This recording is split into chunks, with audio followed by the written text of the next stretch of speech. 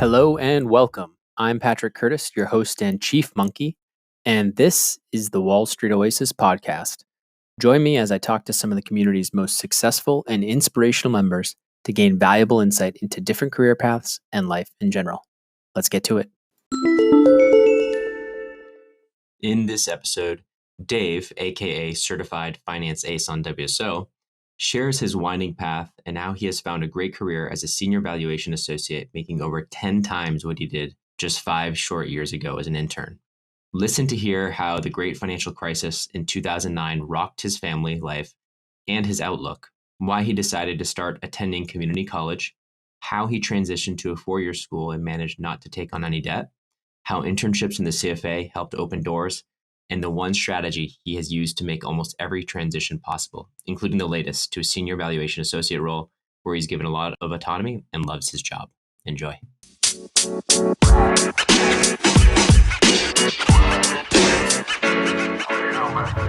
Okay, Dave, thanks for joining the Wall Street Oasis podcast. Yeah, of course. Thanks for having me, Patrick. It'd be awesome if you could just give the listeners a short summary bio. Yeah, of course. So in Boston, Massachusetts, born and raised. Go Pats. Go Pats, go Celtics, go Red Sox, right? You're getting a lot of eye rolls right now, I'm sure. Like everyone already clicked off, don't listen to this guy.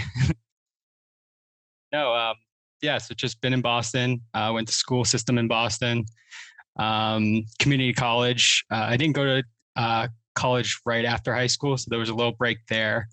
Just kind of found my way, navigated through the educational system while kind of hopping around at internships to try to figure out what career path made sense for me.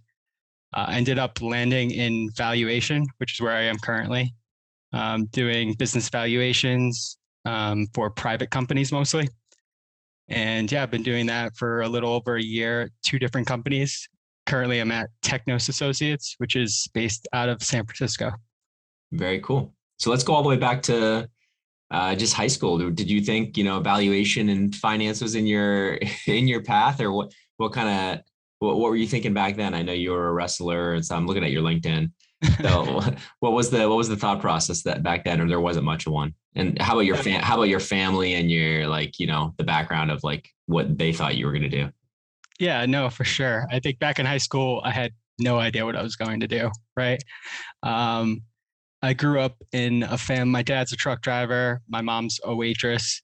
So the jobs that I've seen around me were kind of that blue collar, work with your hands jobs. I knew I kind of didn't want to do that just because I saw it didn't seem sustainable to me. Right.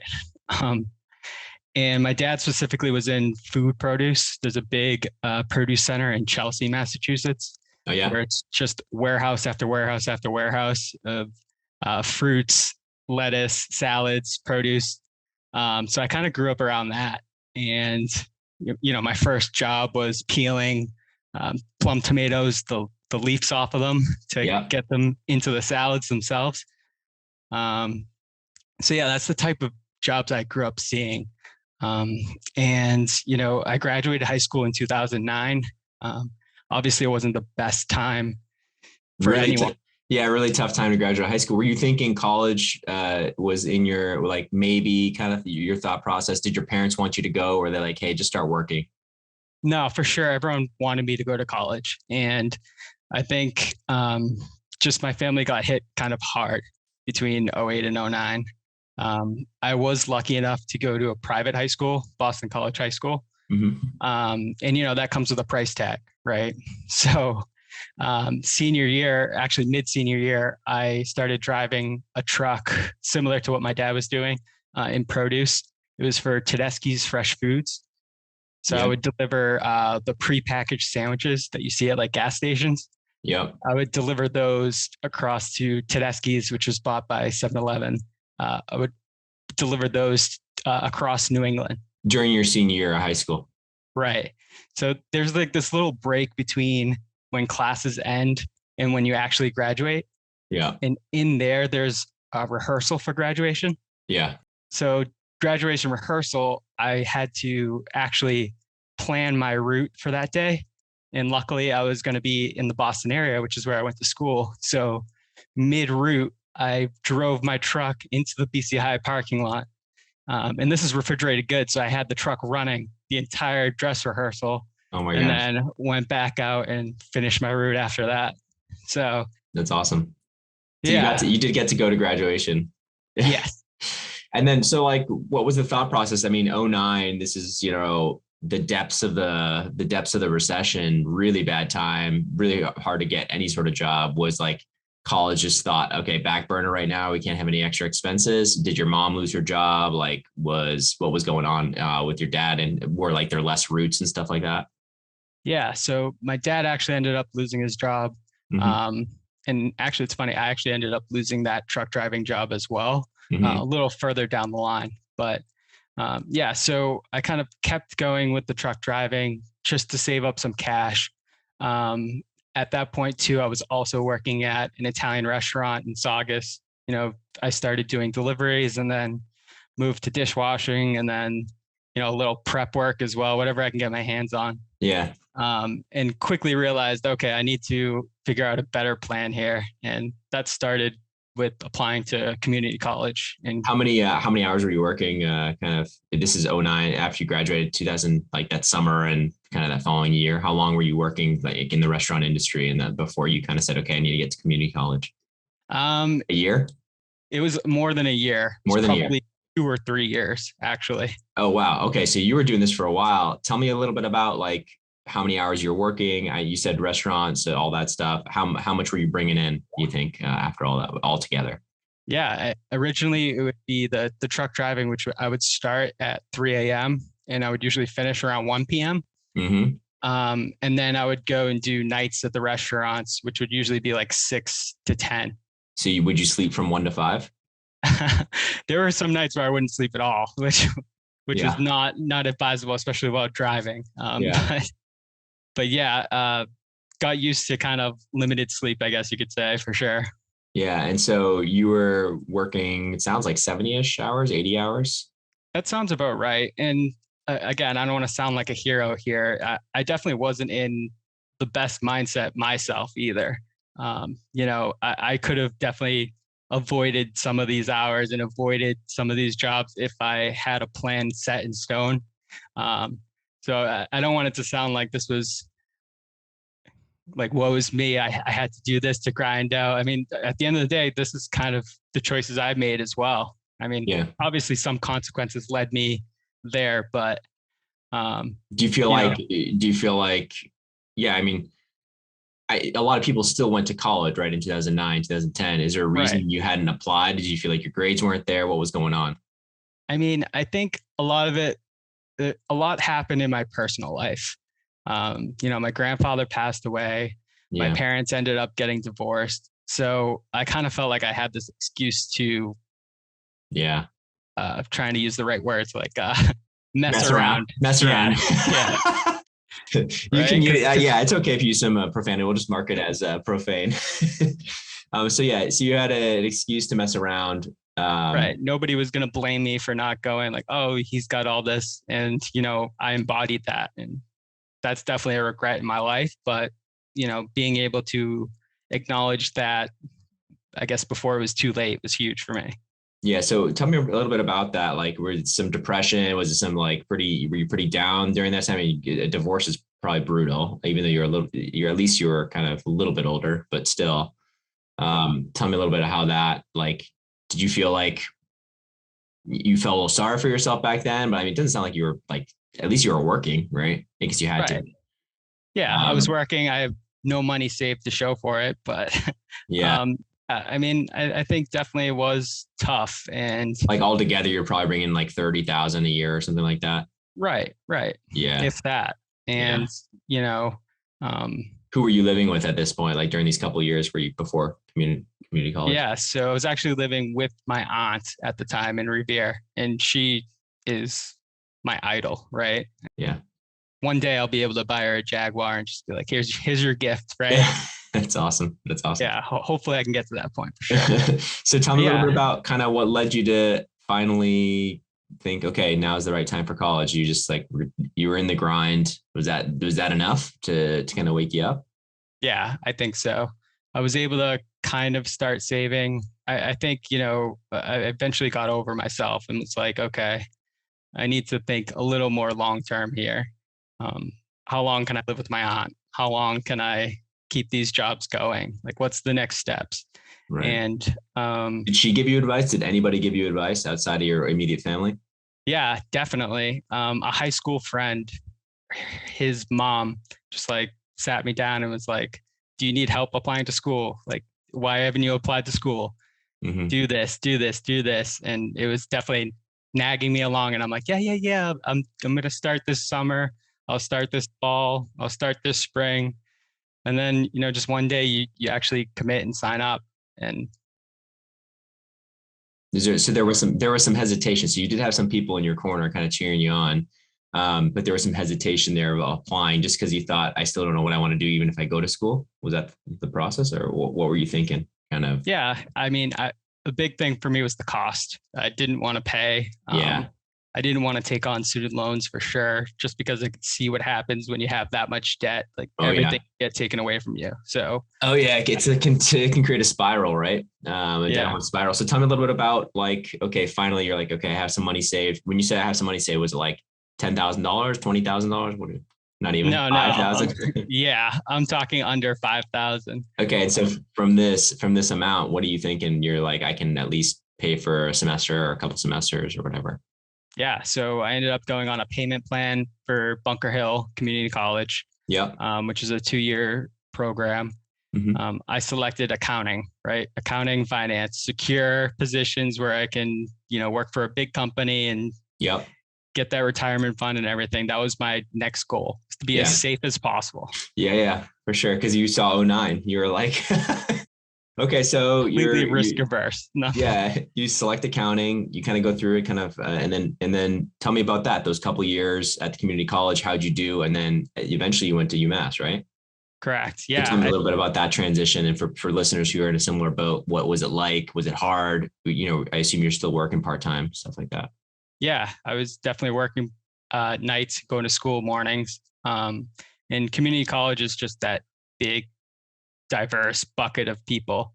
Mm-hmm. And I just wanted to make sure I was the ones that took it serious. So I definitely did take it seriously.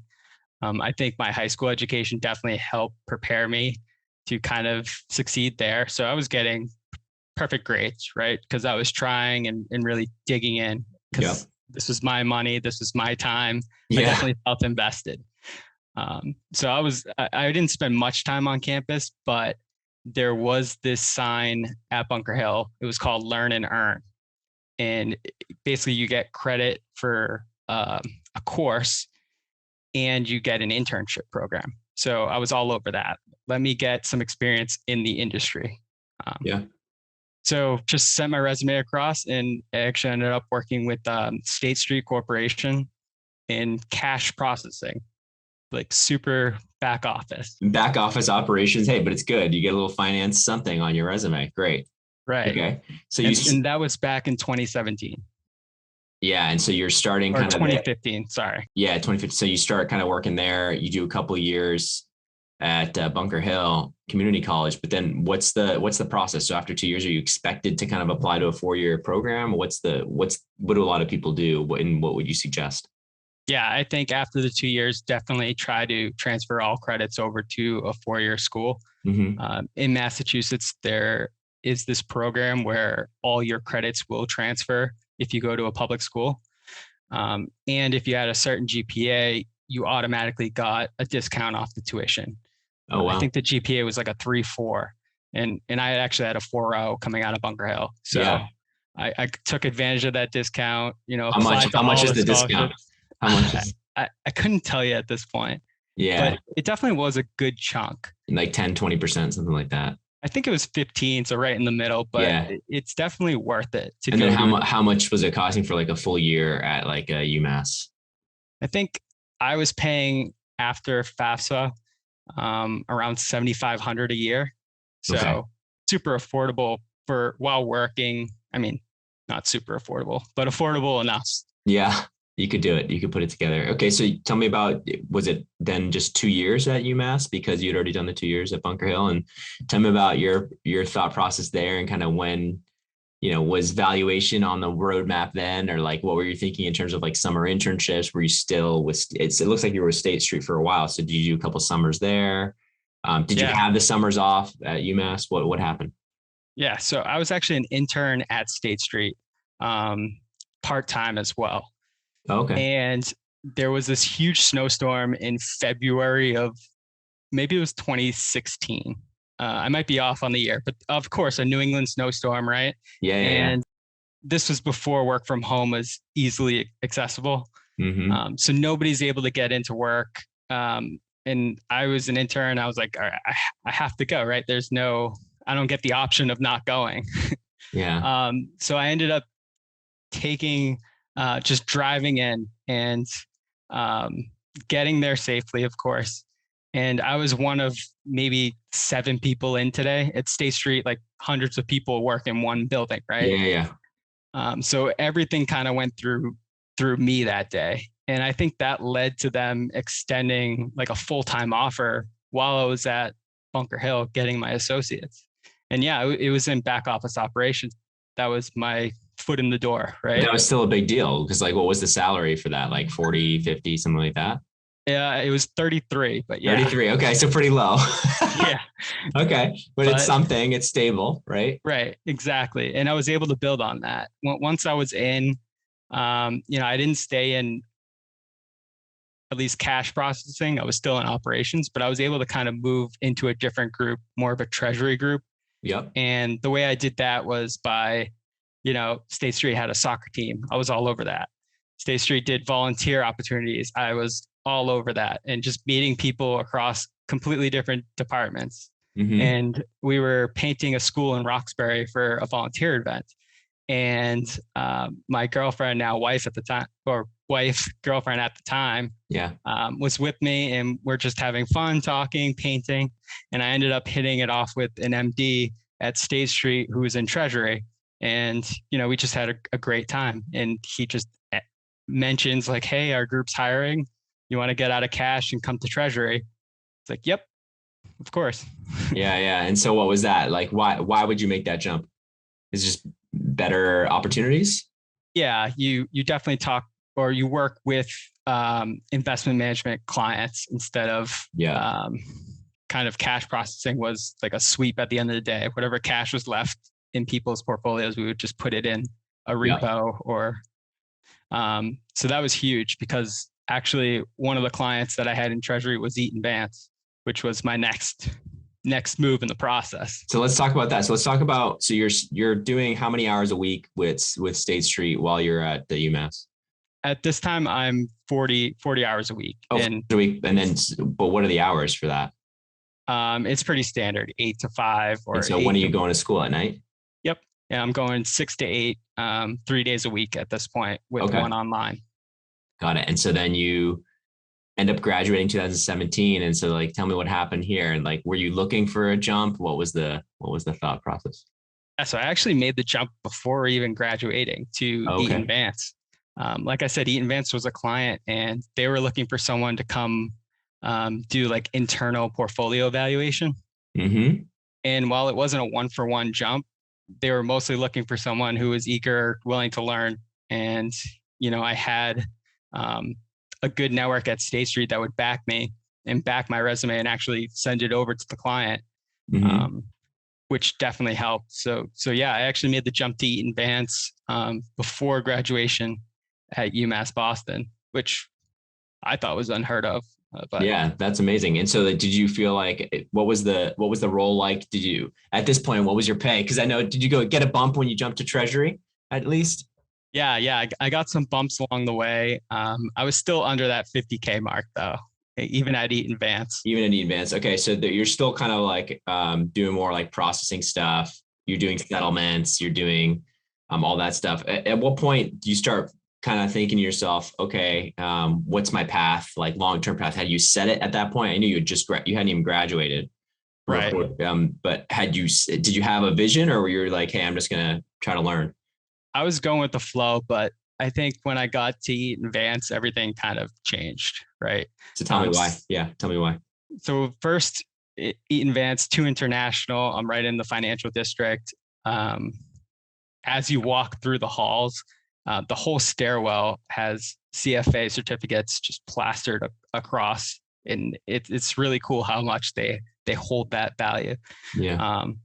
So I was like, what is this? What does this do? So I just did some research there and ended up signing up for level 1 December 2017. Very cool. So I kind of did more research on the CFA, like what jobs do people normally get? Of course, I was like, how much pay do people normally get? Of course. And I set my sights on equity research as being kind of where I wanted to go. Got it. And so, yeah, so tell me about your kind of 2 years at Eaton Vance, how it progressed. Did you feel like you were learning, or like did the learning curve flatten out, and what were you doing day to day there? Yeah, so I ended up making a switch at Eaton Vance to the valuation team. And what they were doing was how did you make that switch? Did you want to make it? Yeah, I did. Yeah, you knew at this point, you're like, wait, valuation is a better place to be and get better skills. Okay, cool. For sure. So what they did, there was a nightly pricing to help strike NAVs on the mutual funds. Mm-hmm. There were illiquid bonds or fixed income products that wouldn't trade. Yeah. So we had to come up with a price with them nightly. And that process was a pain because, if you were on vacation, well, you do the nightly pricing. It gets tough, right? Yeah. So there are not a lot of people want to do that job. And they asked the floor, like, does anyone want to help learn pricing so that basically our managers can take a vacation finally? Yeah. And of course I was like, yeah, I want to learn. And, I learned one process, and then I learned how to do all the pricing processes. And then I ended up kind of playing around with coding, just basically what I could learn on Google. Yeah. And I ended up streamlining and automating the processes. And what were you using, like VBA mostly? Yeah. I was using VBA. Amazing. Basically just to make like a summary page where instead of going into each folder direction, you just click that button and it opens up the file for you. Yeah. And it hits a timestamp so you know that you did it. Like, it was basic stuff, but it helped the pricing, especially when you have that tight window to strike a NAV. So, were they impressed? I mean, they were impressed enough to bring me over, right? Yeah. So. Okay, cool. So you're doing all that stuff, and then so that's what actually got you over to the valuation team, doing that whole VBA stuff. They say, hey, why don't you come over? And did they force you to run that every night, like basically for a long time? Oh yeah, but I liked it because I was able to tweak and kind of learn as I'm going. I didn't know coding. I just learned from YouTube and Google, right? It's amazing. Okay, so you're doing that whole thing, and then at what point, you sit for the CFA? I assume you passed level 1. Yep. So I passed level 1 in December, the same month that I graduated. Yep. And then I signed up for, I think it was June at that point, June 2018. So I was going to do December to June. Yeah. For level 2. I ended up passing level 2 in 2018, and then I got married in July 2018. Nice. So that 2-year period was just crazy. A whole lifetime packed into 2 years. That is nuts. So when did you kind of, when was your thought process of like, okay, here's my jump to equity research? Were you kind of starting to talk or network with people while you were at Eaton Vance, knowing that like that's what you wanted to do a long time? And why don't you we didn't even say, like, what is Eaton Vance? What's their main thing? We didn't even say that for the listeners. Yeah, it's an investment management firm. They're known for their bond funds for sure. Yep. But they have probably about 50 mutual funds. Actually, a lot more, but 50 that I worked on specifically. Okay. In mostly institutional clients, right? Yeah. And so were you like a year in, were you saying, okay, I got the CFA, I'm married, now's the time, equity research? And like, what did you do to kind of prep for that jump? Yeah, I think everything I did at State Street, I also did at Eaton Vance. I was playing soccer with the team. I was volunteering. I even chartered a Toastmasters group around public speaking. So I was able to get everyone in that building to come and at least interact with them. Yeah. So, because there's equity research within Eaton Vance. Okay. Yeah. So now I'm interacting with these colleagues of mine that are in the position that I want. Mm-hmm. And I'm trying to say, like, how do I get in? How do I get in? And they're giving me this advice and I'm following it and I'm trying to do the job before I'm in the role, which is kind of how it worked in valuation. Right. It ended up not working at Eaton Vance, but I thought I was prepared enough to make the jump. And I think having level 2 under my belt was huge. Having valuation was huge, even though it wasn't direct like equity valuation, it was more on the bond side. And then just networking was. Well, tell me about, important. you said something interesting. You said, I felt like the way I got the valuation job was doing the job before I had it. And you said for equity research, you kind of did the same thing. Were you writing up like reports and sending them over to like the team at Eaton Vance? Tell me a little bit about that. Yeah, I was. I kind of latched on to, so our soccer team was just stacked with equity analysts. I was like, I don't belong in the soccer team, but I was willing to play goalie and they needed a goalie, right? So that's awesome. And so like you just started networking with them, and what did you say? Hey, I can help you out, or how did you kind of make it so it wasn't super awkward? No, I think they were so willing to help me that it wasn't super awkward. It was kind of the opposite. They were kind of giving me homework to do, right? And they expected me to do it. And I think that was huge to latch onto that. And while it wasn't directly related to what they're doing, like I wasn't helping them. Yeah. It was more like case study work. What kind of homework? Yeah. Tell me a little bit more about that. Like what were they doing, and what would you suggest to listeners if people want to break into equity research? Like what are the steps? Yeah. So they would say, pick a company and write a pitch basically on the company. Give me a model that you can come up and explain a price target. Give me, a full SWOT analysis on what could make the price target go up, what can make the price target go down. And basically they were just asking for a PowerPoint slide, which I think is good for the buy side, but I was looking sell side, which was completely different. But tell me why, and tell the listeners why. So the interview process was similar to buy side, I assume, at least. They want to know that you understand how valuation works, understand how Excel works and models work itself. But when I got to equity research, it was, at least sell side, it was heavy on business writing. And that definitely was a weak point for me. So how did you get better? Or like, so you ended up making the jump, right, from Eaton Vance. Tell me about, let's go to the part where you started networking and interviewing. So tell me about that.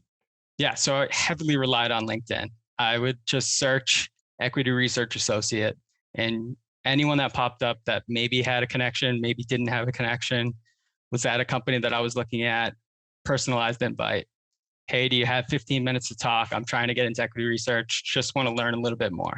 And what was your hit rate? What was your hit rate? So out of 100 messages like that, how many people connected with you and got back, and how many phone calls did you do? I mean, the funny thing is I still get people getting back to me today. And even though I sent it years ago.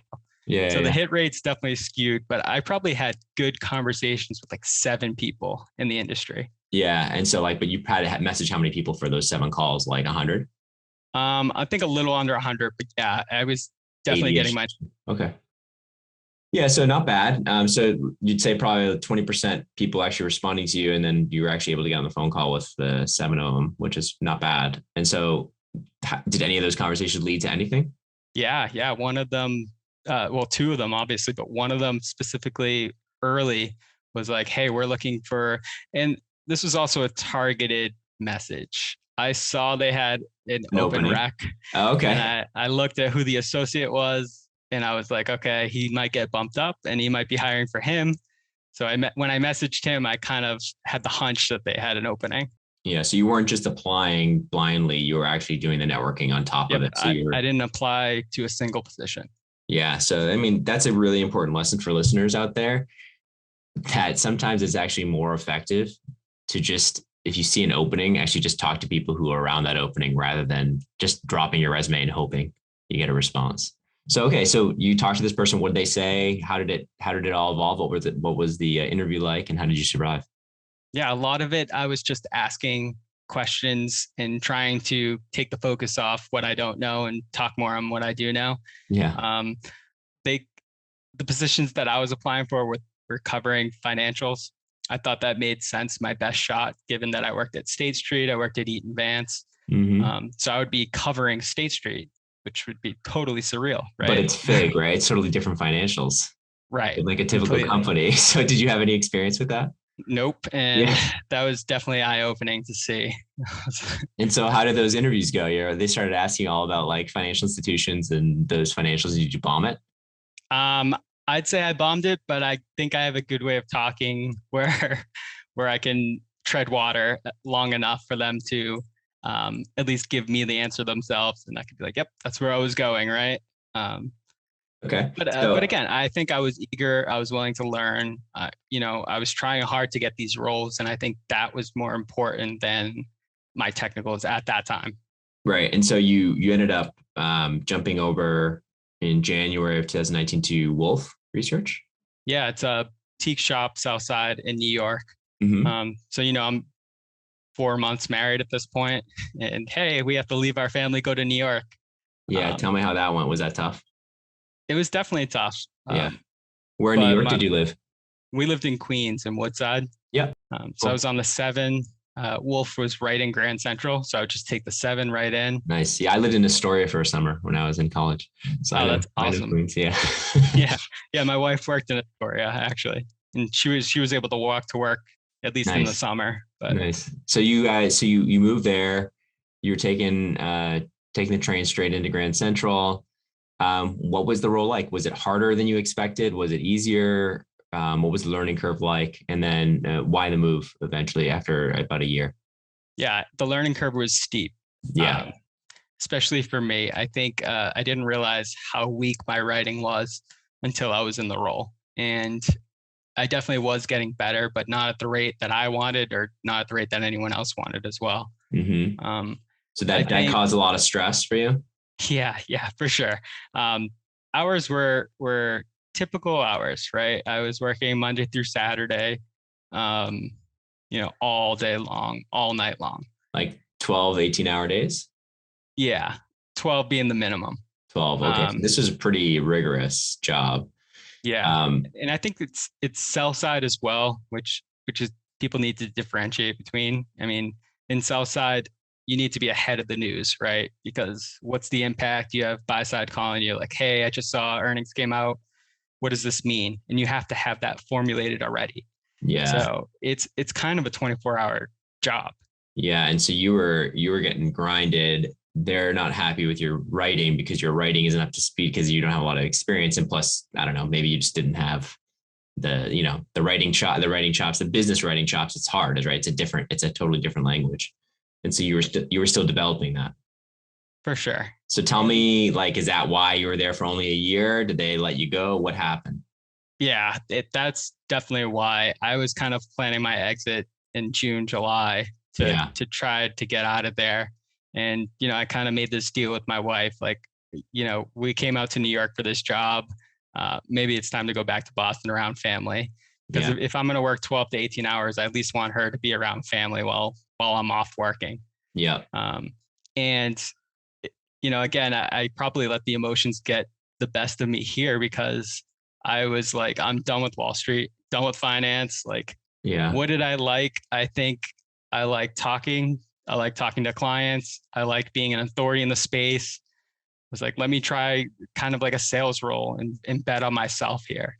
Mm-hmm. Um, so I was able to, again, tap into my network. And this is actually funny because a recruiter set me up for um, an interview at Priority Capital, which is where I ended up.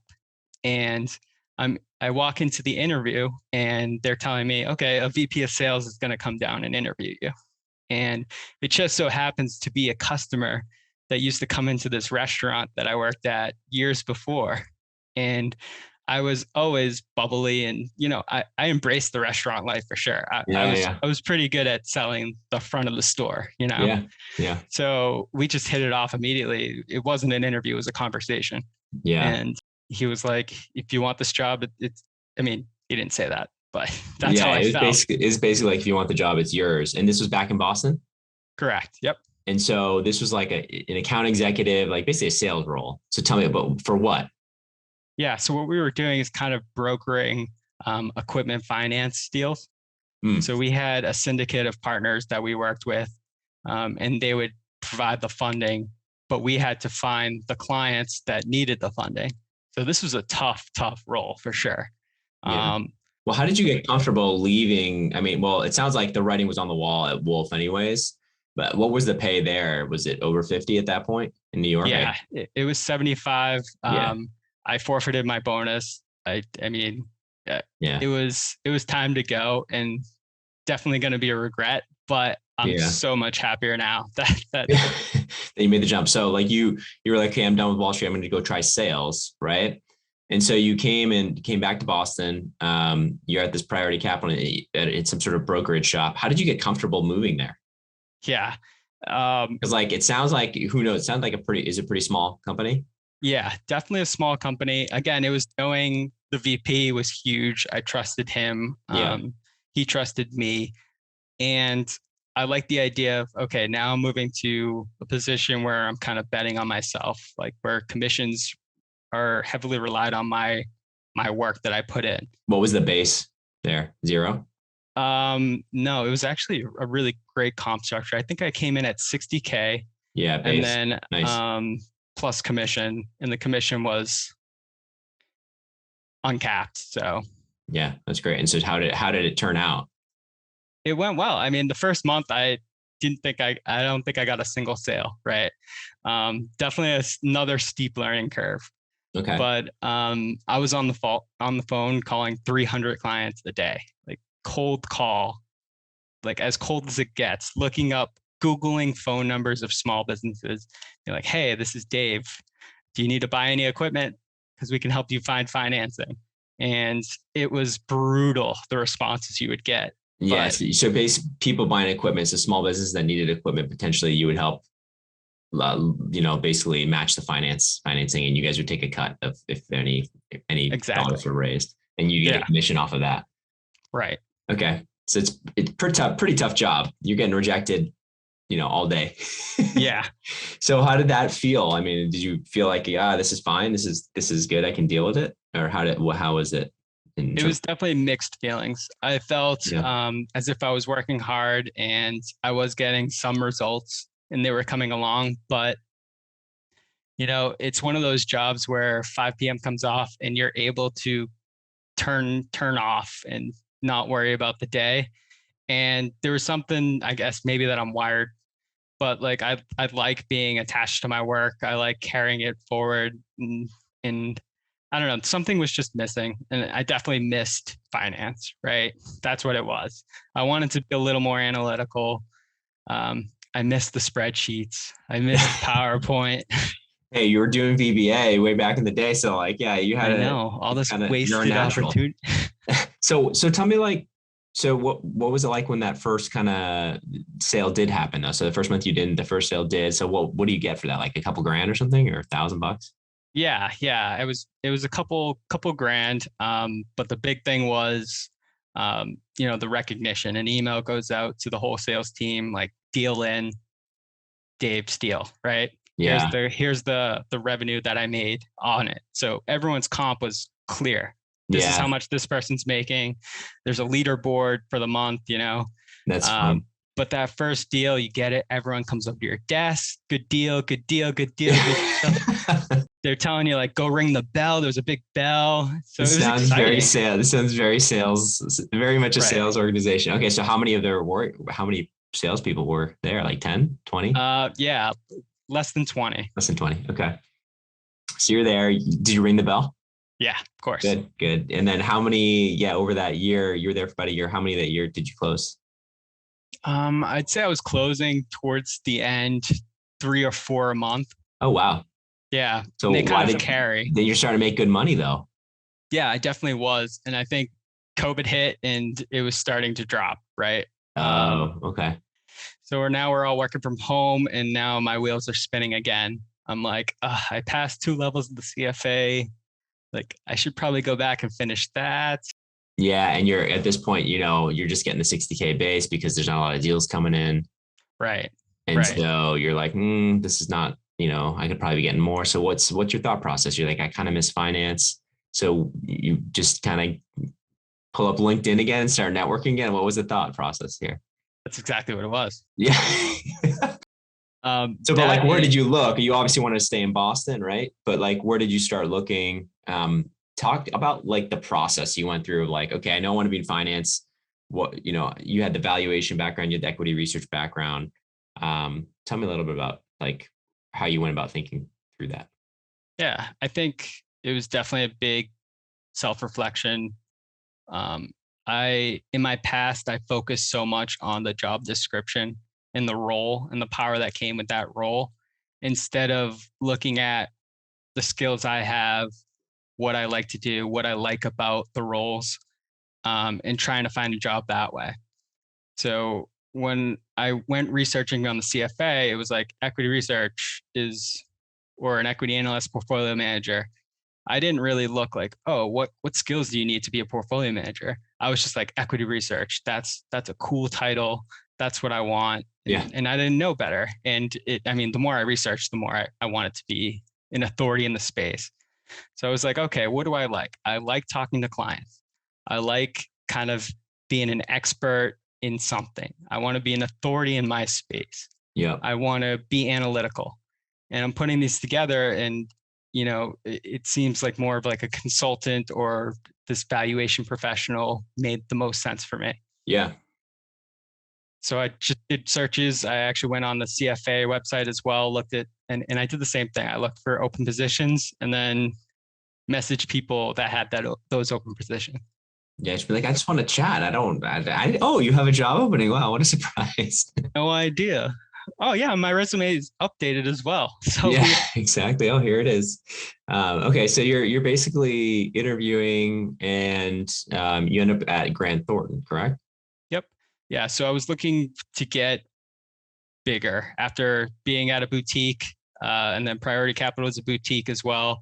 I knew maybe something like a big four or big five, I guess. Grant Thornton likes to say they're the five, right? There Yeah. was a big five. So I did Grant Thornton, RSM. I applied to as well, had good conversations, and ended up in the valuation team, which is technically strategy and transactions. And I was specifically within complex financial instruments. So I was helping private companies value convertible debt, and do like financial reporting type valuation work. Got it. And so what was your pay now? Yeah, now I was in the 90s plus Yeah. bonus, and me and my Nice. wife popped the champagne. We thought we made it, right? The high life. I love it. No, so this is great. So I mean, your trajectory is good, and then so you're there for through recently till recently.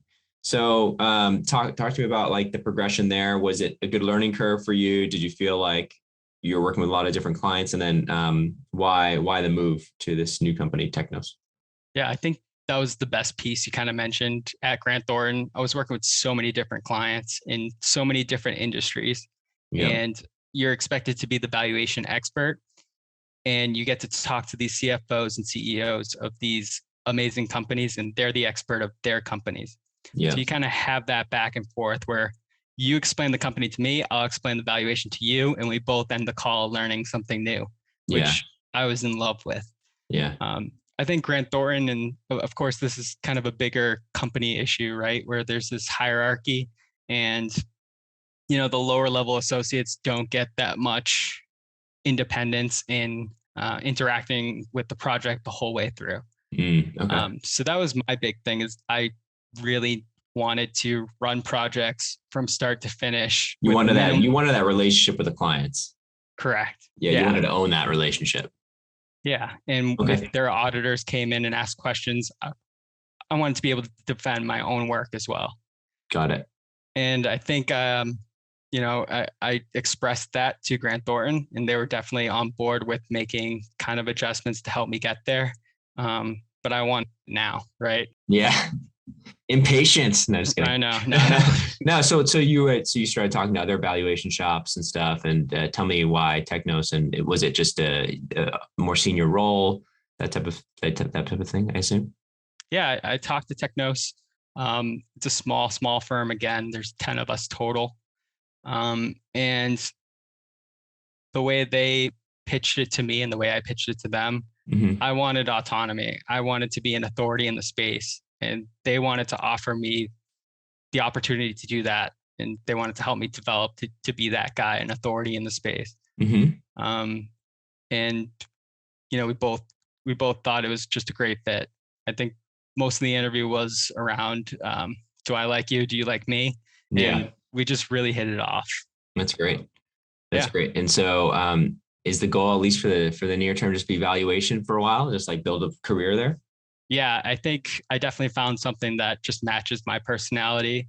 Like I said, I can be an individual contributor, but also I have this solid managing director who is helping me in every aspect and knows like there's nothing that can come across his desk that he hasn't seen before. So Yeah, I'm that's able to awesome. bounce ideas off of him, but he wants me to figure it out on my own. And I have that personality that works. That's great. And then, so when you say like domain, expert, is it just evaluations in general? Or are you talking like specific industries, stuff like that? Like, are there certain things you want to specialize, like value these types of valuations or these types of companies? Or are you looking to like build just overall valuation expertise? Yeah, I think it's a combination of both. I think being in Boston, we definitely see a lot more of the biotech companies just because of the area that I'm in. Yeah. But we also get a lot of gaming companies that I'm interested in. We get a lot in the crypto space. That's extremely interesting. Mm-hmm. Yeah, so I probably got 11 companies that I'm working on an active engagement right now, Mm-hmm. and it's probably 5 different industries. That's So cool. That's yeah, really definitely cool. keeps it exciting. And The so life you, cycle and valuation is quick, 2 to 3 weeks, new project. oh wow, so So you're just like boom, boom, boom, boom, kind of running through it. Tell me a little bit about like, so are you doing this remote? I assume because their Technos is in SF, right? Based in SF. So tell me about, are you just staying in Boston? They were cool with you doing remote because that's kind of a trend now, right? yeah, we've gone fully remote. I've met them in person. We're trying to do like quarterly meetups, which is really cool. But Yeah. yeah, I'm fully remote, and I don't plan to ever not be. Yeah. Now you love Which it, right? yeah, I mean I've been that's doing it for a another decade. it's another piece too. Is when I did that self reflection, I was thinking, okay, I'm married. I want to have children. What's important to me? And what's important to me is being able to know that 10 years down the line, my son or daughter has baseball practice or dance recital. I'm Yeah. able to get out, go to that, and not miss anything.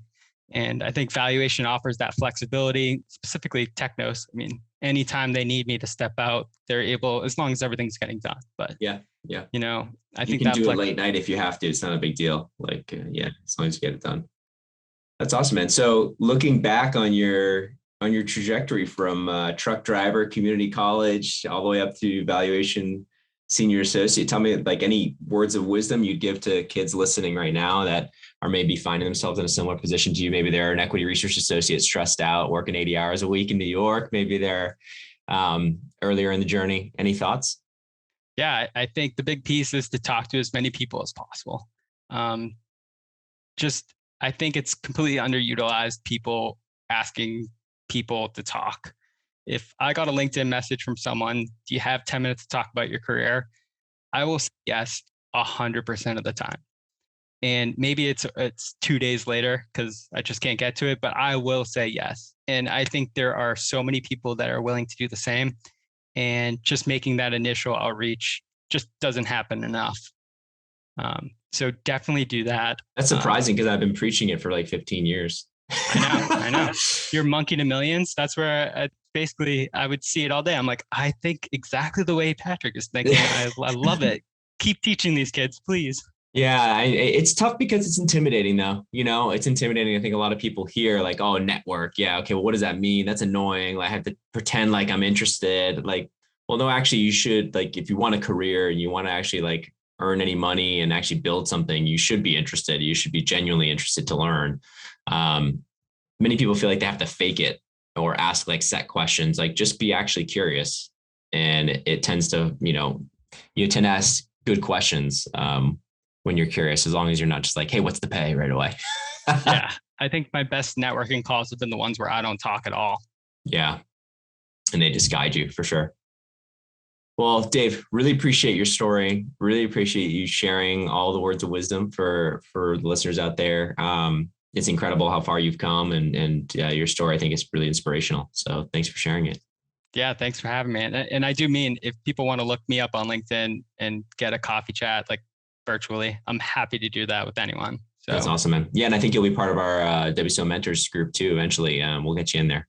So if people want to connect with you that way, they can ask us that way too. But yeah, thanks so much, Dave. Appreciate it. Thank you. Bye. And thanks to you, my listeners at Wall Street Oasis. If you have any suggestions whatsoever, please don't hesitate to send them my way, patrick@wallstreetoasis.com. Until next time.